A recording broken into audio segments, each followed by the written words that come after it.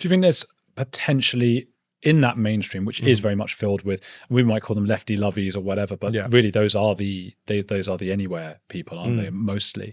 But to see someone like Rylan come out, I mean, that was unusual for someone to take a risk and say what he said. He's been panned for it, and I don't know if he's even allowed back on TV. Do you think that might set things in motion? I thought that was actually, in its own way, a really interesting moment. I actually wrote a piece for the Telegraph about this, about whether or not Essex were going to save us. Oh yes, I saw sort of in tandem with Rylan's comments and the rise of Tom Skinner and the fact that you had the Epping protests, landing that original blow against the migrant hotels. Yeah, maybe there was slightly a tongue-in-cheek, but also slightly serious case we made there.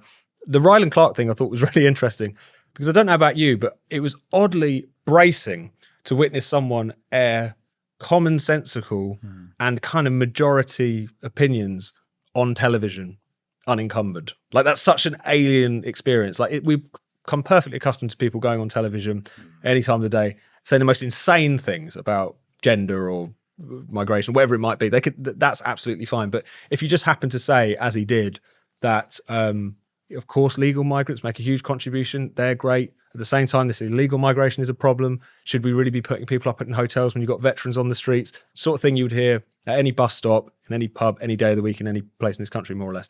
And yet the fact that not only it was strangely shocking or kind of interesting even for us to hear it, but that it's led to all of this hate to go his way. The fact that when Tom Skinner of Apprentice and now kind of, social media influencer fame, when he got announced for Strictly Come Dancing, there were two articles that I saw. One was in the Independent, one was in the Metro, I can't remember which. One of them described his announcement as a contestant as divisive, and the other one referred to it as scary. And this is a man who's basically has the views of someone who grew up in Romford. Really not unusual, really, broadly speaking, where a lot of people, I think, in the country are, not just those in Essex. But Dapper Laughs is another one. Absolutely. There's all sorts of characters now. And it's one of those things where I think maybe there is something going on kind of culturally where people are starting to realise that just the views of the vast majority of the population have been oddly shut out of the cultural conversation for quite a long time. And for whatever reason, it's the Essex crew who are managing to break through that edifice at this point, even if they are getting some of the pushback that you were gesturing to there.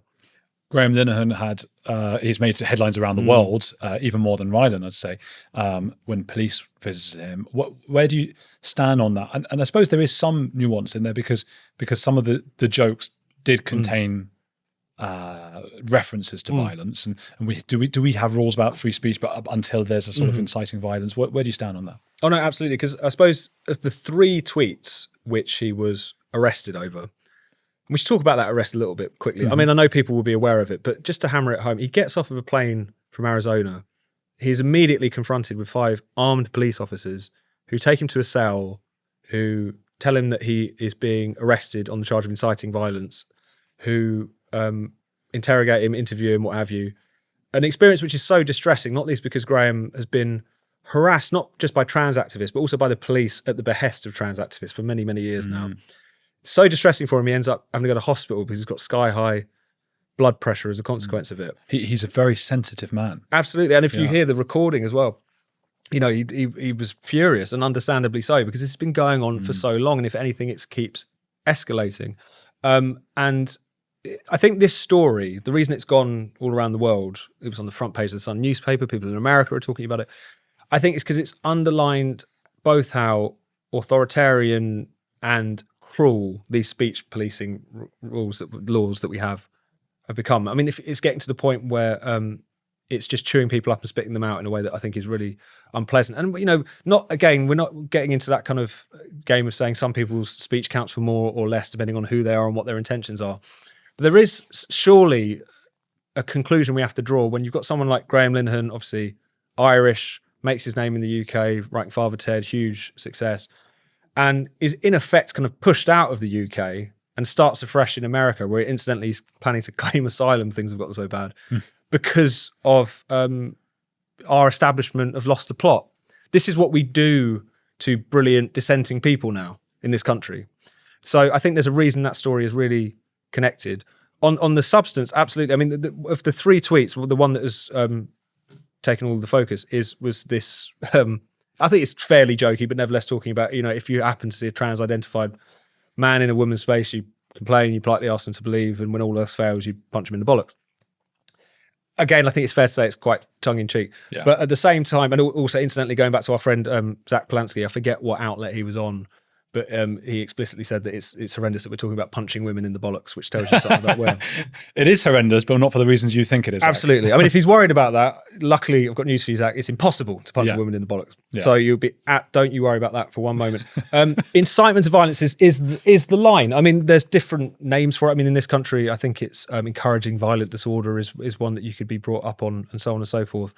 And to be honest, our laws where speech is concerned are very woolly in general. And I think what we need to start having a conversation about is repealing a lot of those laws, and where we do need them, to make sure they're very, very tightly defined, so that you're sticking to, so that you're maintaining freedom of speech, essentially. But I think a good model for this is America. In America, it's the land of the First Amendment, where you are constitutionally protected from having your speech silenced, from being arrested for what you say. But at the same time, there are limits where speech breaches into something else, the commission of violence, incitement to violence. But even there, incitement to violence is defined incredibly tightly. It's speech which is both likely and intended to cause imminent lawless action, just to make sure that you're absolutely protected. You can't just go after people for an offhand comment, for a joke, for something which clearly wasn't meant to be taken seriously. Does anyone really think that what Graham Linehan tweeted there a few months ago constitutes that? Can anyone really draw a direct line between that joke and some terrible incident of bollocks punching in a changing room somewhere? No. Of course we can't. So yes, incitement to violence is the line. That's where speech ceases to be speech and becomes something else. But at the same time, I don't think anyone sane really thinks that that's where it is. And I don't know about you, it's been really fascinating seeing not just, right centre politicians, but the Labour Party falling over themselves to say this was probably a bit much. Sir Mark Rowley, the head of the Metropolitan Police, who's presumably his own officers were responsible for this arrest, saying that we need to look again at our speech laws, because we shouldn't be in the business of going after people for social media arguments. Everyone's suddenly pretending like they believed in free speech all to begin with. And I think there's a reason for that. This is one of those cases, partly because of the profile of the man involved, partly because of how egregious it was, that has made people kind of wake up, even if it's just for a minute. Overton windows, slightly moving. We can only hope, but it was definitely I hope at least it will become one of those kind of line in the sand kind of cases. In 100 years, they'll be studying history books of Rylan and Graham Linehan and how the two of them changed. How they saved the country. Yeah. It is funny that, if you really go into it, the sort of blurred line between sort of showbiz and politics. Obviously, Trump is the key example of that, and Ronald Reagan, of course. And here we've got our own Rylan and Graham Linehan politically pushing the goalposts a little bit. Can I ask you a favor? Please subscribe. 90% of you are not subscribed, so if you sub, it will help the channel, and I'll keep making these clips.